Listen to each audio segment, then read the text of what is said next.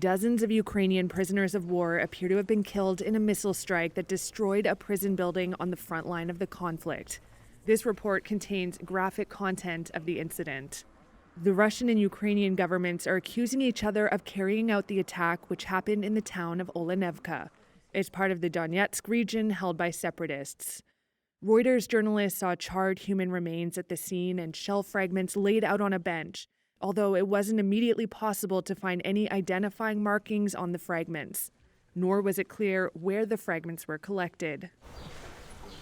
Russia's defense ministry said 40 prisoners were killed and 75 wounded when the facility was targeted by rockets made in the United States.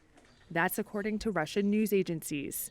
A spokesman for Moscow-backed separatists said Ukrainian forces attacked after the prisoners of war started talking about crimes conducted by their own military.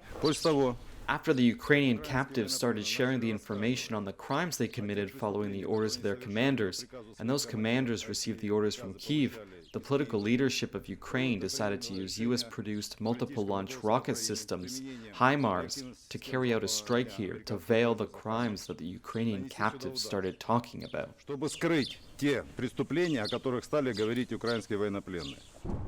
Ukraine's military denies carrying out the strike. It says it was Russian artillery that hit the facility to hide the mistreatment of prisoners there and then to blame Ukraine.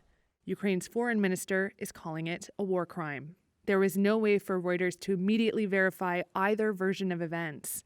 Ukraine's government has accused Russia of atrocities against civilians throughout the conflict and says it has identified more than 10,000 possible war crimes.